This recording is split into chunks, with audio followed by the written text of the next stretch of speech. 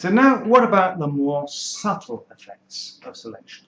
We've already seen what happens when recessive lethal alleles are eliminated from the population rather slowly after the first few generations. What happens when we start with different frequencies, but otherwise the Hardy-Weinberg conditions remain the same? What happens when we've got a dominant lethal allele? What happens when we've got incomplete dominance? And what happens if we've got something called heterosis, where the heterozygote has a fitness level that's higher than either the homozygote wild type or the homozygote mutant? So here we can see what happens if the starting allele frequencies are different from 0.5, which is what I've shown you before, but otherwise all the Hardy-Weinberg conditions apply. And you can see that the allele frequencies don't change. We don't get evolutionary change. They remain flat, and that's what the Hardy-Weinberg equations predict. So that's comforting. However, if we change the fitness of our heterozygotes to be equal to 0, so that both the homozygote and the heterozygotes carrying the mutant allele have a 0 fitness, what we see is that the frequency of the allele A2 disappears from the population really quickly because it's got nowhere to hide. The heterozygotes are eliminated as fast as the homozygotes, so only the homozygote wild types reproduce, and therefore the gene is eliminated really quickly. You can imagine situations where the heterozygote has an intermediate fitness between that of the wild type homozygote and the mutant homozygote, like in this case where I've set its fitness at 0.5. Now you can see a curve there that looks on the face of it a little bit like the same curve you saw with the recessive lethals, but in this case, instead of going asymptotic to 0 really very slowly, it reaches 0 by about generation 10. It curves off, but it hits there. And that's because although the mutant allele is present in a lot of heterozygotes after a few generations, those heterozygotes are only partly protected from the effect of selection. By that, they're still exposed to selection and are eliminated progressively from the population. Now, heterosis is the case where the heterozygous individuals have a fitness advantage over either of the homozygous types. And in this case, what I've shown is where the homozygous mutant has has a 0 fitness, and the homozygous wild type has a fitness of 1, and the heterozygotes have a very small degree of fitness advantage over the wild type homozygotes, only 5%.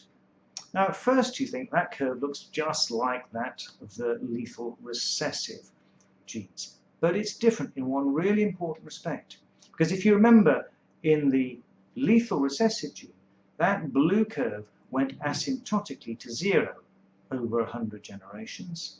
But here, it's going asymptotically to something else. It's remaining above the baseline.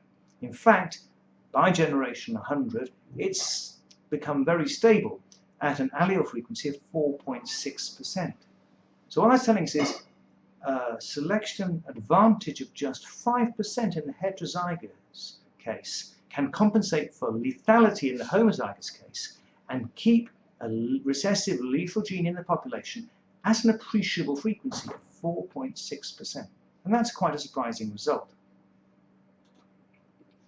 So to summarize, the effect of selection on the Hardy-Weinberg conditions are that dominant lethality eliminates unfavorable alleles really quickly from the population, that recessive lethality eliminates them very slowly unless there's a small degree of codominance, that small degrees of heterosis preserve lethal recessive alleles in the population.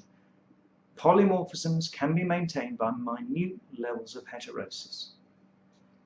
And heterozygous disadvantage eliminates polymorphisms real quick.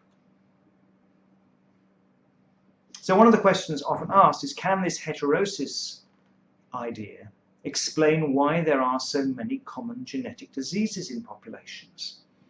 Elsewhere on the site, you'll be able to review these and other diseases, and I would encourage you to go away and read about and think about.